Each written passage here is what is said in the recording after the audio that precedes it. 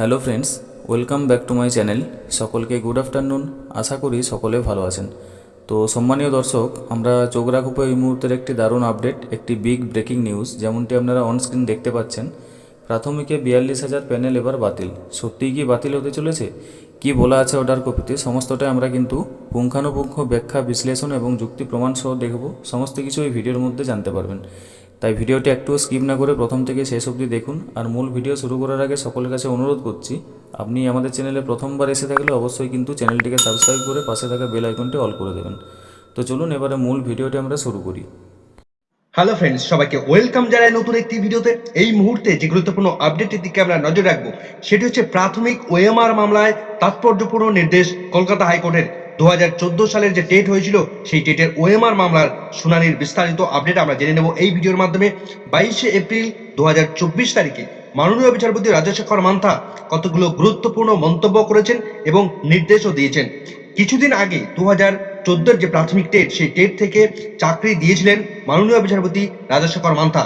কিন্তু 22 তারিখে school service কমিশনের মাধ্যমে নিয়োগ হওয়া 25,000 শিক্ষকের চাকরি বাতিল হয়ে যাওয়ার সঙ্গে সঙ্গে মাননীয় বিচারপতির তার মনোভাব একটু পাল্টে যায়। তিনি কি মন্তব্য করলেন এদিন প্রাথমিক 2014 যে ওএমআর, সেই ওএমআর মামলায় কি মন্তব্য করেছেন, কি নির্দেশ দিয়েছেন, বিস্তারিত থাকবে এই ভিডিওর মধ্যে। তো কোনো রকম স্কিপ না করে শেষ পর্যন্ত ভিডিওটি দেখতে থাকুন। ভিডিওটি ভালো লাগলে অবশ্যই একটু লাইক এবং কমেন্ট করে যাবেন। চ্যানেলটিতে নতুন হলে অবশ্যই একটু সাবস্ক্রাইব করে রাখার অনুরোধ রইল। পাশে থাকা বেল আইকনটি অবশ্যই অন করে রাখবেন। তো চলুন বন্ধুরা, ভিডিওটি শুরু করা যাক। প্রাথমিক টেট 2014 নিয়ে গত 22 এপ্রিল 2024 তারিখে মাননীয় বিচারপতি রাজশেখর মান্থার বেঞ্চে যে মামলাটি, ওএমআর সংক্রান্ত যে মামলাটি উঠেছিল, তার ফাইল নাম্বার আমরা এখানে দেখতে পাচ্ছি 2012-2022, যার রেজিস্ট্রেশন নাম্বার 2005-2022। মামলাটির ফার্স্ট হিয়ারিং হয়েছিল আমরা এখানে দেখতে পাচ্ছি, এবং পরবর্তী শুনানির ডেটও এখানে আমরা দেখতে পাচ্ছি। মামলাটির পিটিশনার রয়েছেন শান্তনু শেখ। তো পরবর্তী হিয়ারিং রয়েছে 30 এপ্রিল 2024 তারিখ। তো আমরা দেখবো এই 30 এপ্রিল কিন্তু মামলাটি ফিক্সড ম্যাটার হিসেবে রাখা হয়েছে। তো এদিনের শুনানির একদম শুরুতেই পিটিশনারদের পক্ষ থেকে দিব্যেন্দু চ্যাটার্জি মহাশয় তিনি শুরু করেছিলেন, এবং প্রাথমিক শিক্ষা পর্ষদের তরফ থেকে এল.কে. গুপ্তা মহাশয় তিনি উপস্থিত ছিলেন সেই সময়।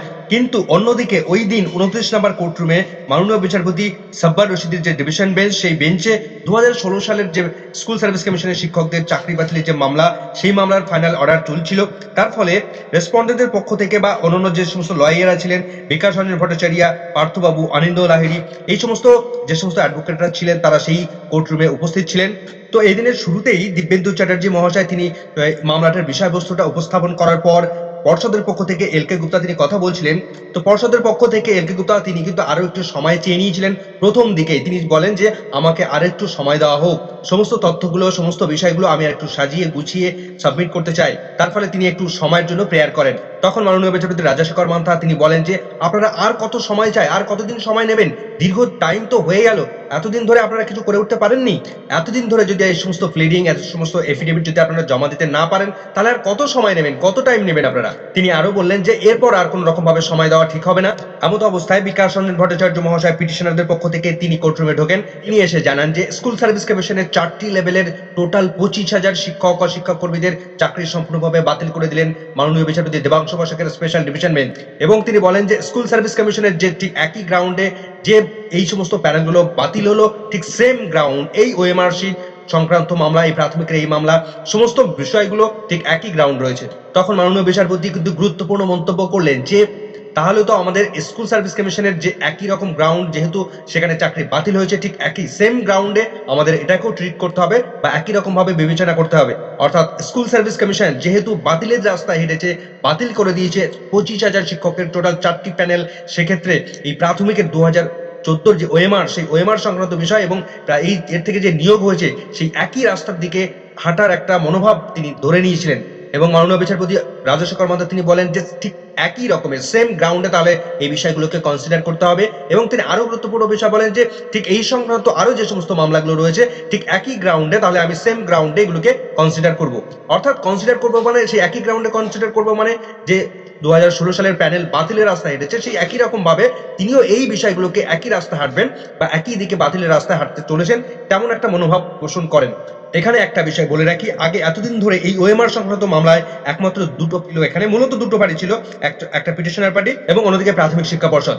কিন্তু আজকের একটা নতুন ক্যান ফাইল অ্যাডমিশন করানো হয়েছে, যেটা হচ্ছে 2017 যে সমস্ত শিক্ষক শিক্ষিকা রয়েছেন তাদের পক্ষ থেকে একটা নতুন ক্যান অ্যাডমিশন করানো হয়েছে আজকে, অর্থাৎ এই দিন করানো হয়েছে, 22 তারিখে করানো হয়েছে। তো বিকাশ রঞ্জন ভট্টাচার্য মহাশয় তিনি যখন এই সমস্ত কথোপকথন করছিলেন, তখন সেই সময় 2017 প্রাথমিক শিক্ষক শিক্ষিকাদের পক্ষ থেকে অনিন্দ্যবাবু, পার্থবাবু তারা কোর্টরুমে ঢোকেন এবং তারা জানান যে না মাই লর্ড, এই সমস্ত ব্যাপারগুলো ঠিক সেম গ্রাউন্ড নয়, দুটো সম্পূর্ণ ভিন্ন ম্যাটার, দুটো সম্পূর্ণ যথেষ্ট পার্থক্য রয়েছে, দুটোর গ্রাউন্ড সম্পূর্ণভাবে আলাদা গ্রাউন্ড। তখন তিনি সমস্ত বিষয়টা উপস্থাপন করার চেষ্টা করেন এবং কি কি গ্রাউন্ডগুলো রয়েছে, কি কি বেস রয়েছে, এই ইতিপূর্বে কি কি হয়েছে সেই বিষয়গুলো বলার চেষ্টা করেন। এবং অনিন্দ্যবাবু তিনি বলেন যে আমাদেরকে এই মামলার সঙ্গে কনসিডার করতে হবে, আমরা একটা ক্যান অ্যাডমিশন করিয়েছি। অনিন্দ্যবাবু তখন তিনি আরো বলেন যে আমাদেরকেও এই মামলায় বলার সুযোগ দিতে হবে।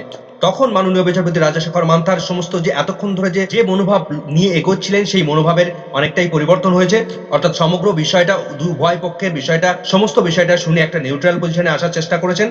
তখন মাননীয় বিচারপতি রাজাশেখর মান্থার মনোভাব এবং তার কথার মধ্যে অনেকটাই পরিবর্তন লক্ষ্য করা গেল এবং সেই সময় পার্থবাবুও তিনি সমস্ত বিষয়টা বলার চেষ্টা করেন এবং অন্যান্য বিষয়গুলো তুলে ধরার চেষ্টা করেন যে আমরা অ্যাডেড পার্টি হিসেবে ক্যান হিসেবে যুক্ত হয়েছি।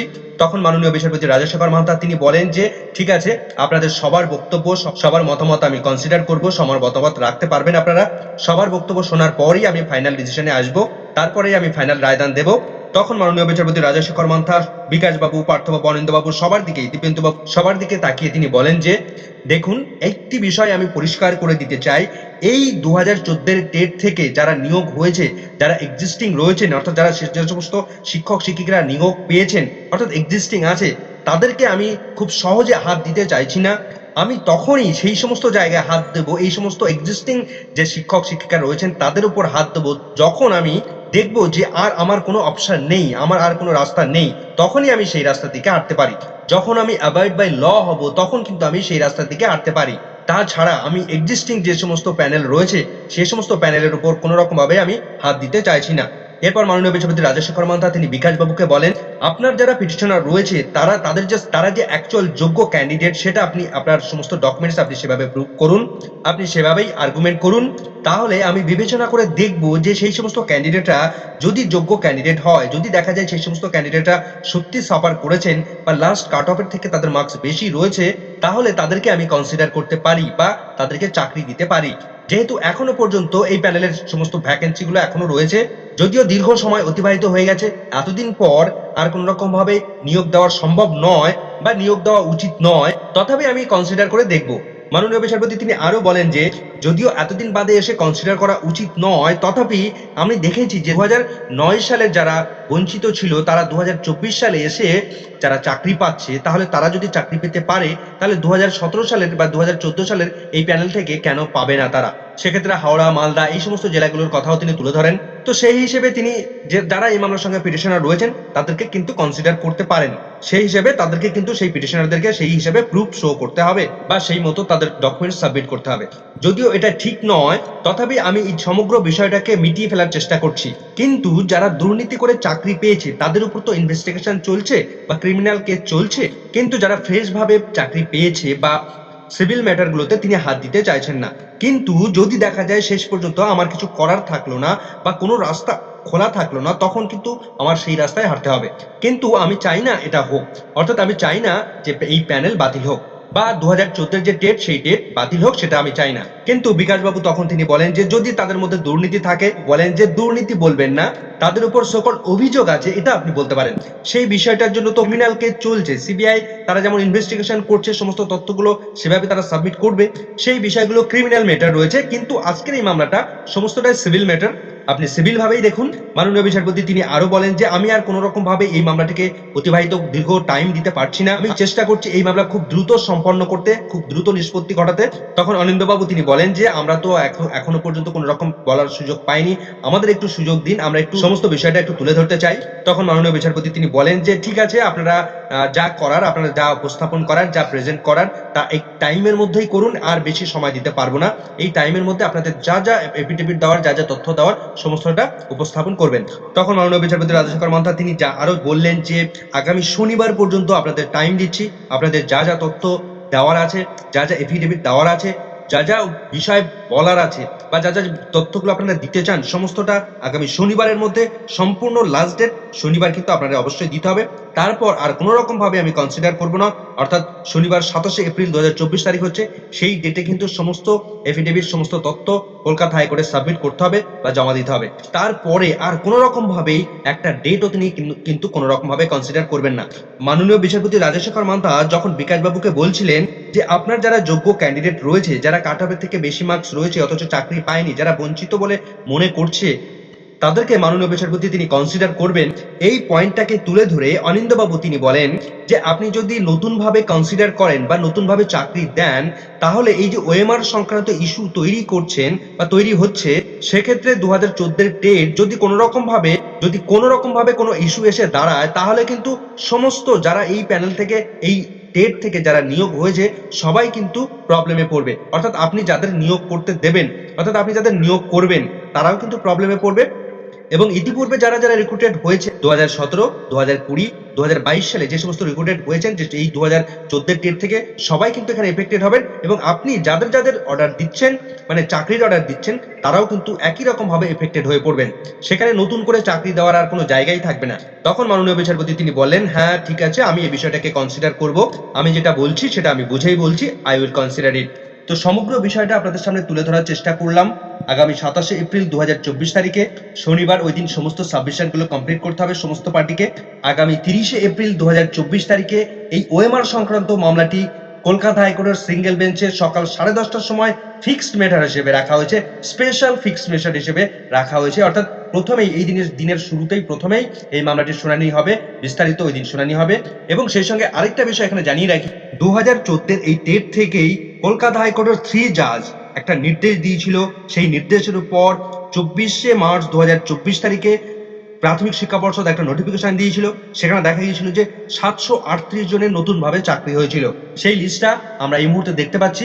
দেখুন 24/3/2024 তারিখে যেটা বলা হচ্ছে, publication of state wide merit list against 738টি vacancy as per our notification of 15/2/2021 তারিখের যে notification compliance with the several order. বিভিন্ন সময় বিভিন্ন অর্ডার দিয়েছেন মাননীয় বিচারপতিরা, অর্থাৎ 3 জাজ নয়, 3 জন জাজ বিভিন্ন সময় বিভিন্ন রকম অর্ডার দিয়েছেন। কে রাজস্বী ভরদ্বাজ স্যার, অন্যদিকে জাস্টিস সৌমেন সেন এবং honourable justice Saugata Bhattacharya sir, তারা কিন্তু এই 738 জন পিটিশনার বা মামলাকারী তাদেরকে কিন্তু চাকরির অর্ডার দিয়েছিলেন। তো সেই প্যানেল, সেই নোটিফিকেশন আমরা দেখতে পাচ্ছি। তো সেই প্যানেলের বিস্তারিত এখানে আমরা দেখতে পাচ্ছি। এই নোটিফিকেশনে তারা নতুনভাবে কিন্তু পরবর্তীতে চাকরি পেয়েছিল এই 2014 ডেট থেকেই। তো এই ডেট থেকে বিভিন্ন সময় কলকাতা হাইকোর্টের সিঙ্গেল বেঞ্চ, ডিভিশন বেঞ্চ থেকে শুরু করে সুপ্রিম কোর্ট পর্যন্ত সমস্ত জায়গাতে এই বিভিন্ন মামলার ক্ষেত্রে বিভিন্ন সময় বিভিন্ন পিটিশনাররা তারা চাকরি পেয়েছেন। সেক্ষেত্রে এই 2014 ডেট বাতিল হলে প্রচুর পরিমাণে ক্যান্ডিডেট এবং প্রচুর পরিমাণে প্যানেলে প্রচুর জায়গায় কিন্তু এফেক্টেড হবেন। তো দেখা যাক মাননীয় বিচারপতি রাজশেখর মান্তা তিনি কোন দিকে এগোন। 30শে এপ্রিল আমাদের নজর থাকবে কলকাতা হাইকোর্টের দিকে। পরবর্তী আপডেট পেলে অবশ্যই আপনাদের সঙ্গে শেয়ার করব। এই মুহূর্তে ভিডিওটি ভালো লাগলে অবশ্যই একটু লাইক এবং কমেন্ট করে যাবেন। চ্যানেলটিতে নতুন হলে অবশ্যই একটু সাবস্ক্রাইব করে রাখার অনুরোধ রইল। পাশে থাকা বেল আইকনটি অবশ্যই অন করে রাখবেন। সকলকে ধন্যবাদ।